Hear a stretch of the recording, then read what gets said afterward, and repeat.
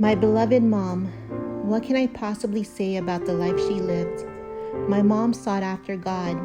She was a prayerful woman. She was strong and resilient, not only in her faith, but also in her daily life. Without having a proper education and marrying my dad at the young age of 16, she learned to carry herself with courage and strength. Having 9 children, she loved us all. Some may say our mom was mean, cold-hearted, and even disciplined some with her wrath.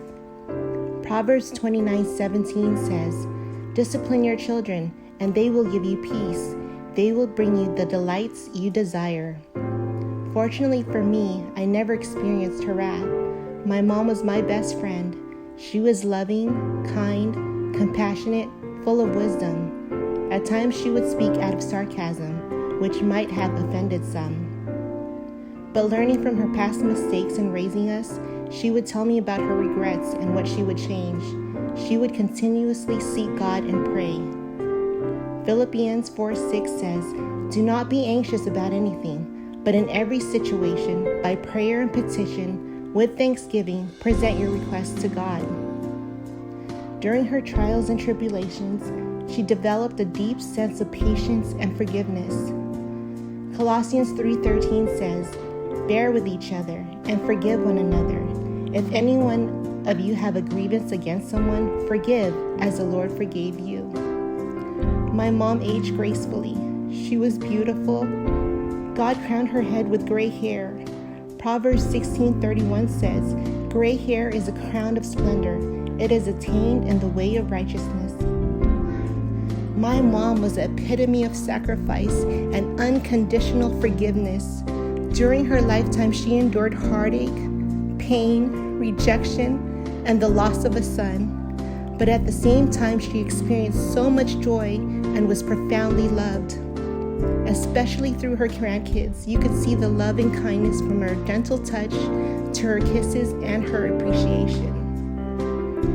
Proverbs 31:30 says, "Charm is deceptive and beauty is fleeting, but a woman who fears the Lord is to be praised." Even till the end, my mom presented herself with such dignity and grace. She didn't want to be a burden to any of her children. Nearing her death, she took her heartache, her pain, her loss, her love, her joy, her peace, and her life, and surrendered it all to God. Today marks a special occasion. While we celebrate my mom's life, it's also the anniversary of my father's death. Looking back, when my parents committed to be married at such a young age, their marriage is a great example of God's unconditional, sacrificial love. Their vows to God in marriage, for better or for worse, through sickness and in health, is a testimony that far exceeds any limitations that life threw their way. My fondest memories of them are evident in all the pictures they took. My mom and dad were inseparable. The look of joy and the love they had for each other brings so much hope and gratitude for our future. 1 Corinthians 13:4 says, "Love is patient, love is kind, it does not envy, it does not boast, it is not proud." In honor of their life and the legacy they leave behind is to keep our faith in God. Faith in God far exceeds any fortune or material wealth. I will also pass this faith to my children, to love and fear only Him, for it is God that provides for all of our needs. He is the author and finisher of our faith. There is no greater joy than His peace that surpasses all understanding. Although my parents are deeply missed, my hope is in Jeremiah 29:11. It says, "For I know the plans I have for you, declares the Lord, plans to prosper you, not to harm you, plans to give you a hope and a future." In this lifetime, even in death, we have His word that death is not the end, but only the beginning. Revelation 21:4 says, "He will wipe every tear from their eyes.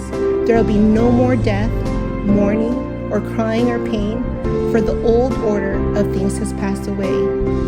May Jehovah God continue to bless us all, for Jesus is the way, the truth, and the life. John 14:6.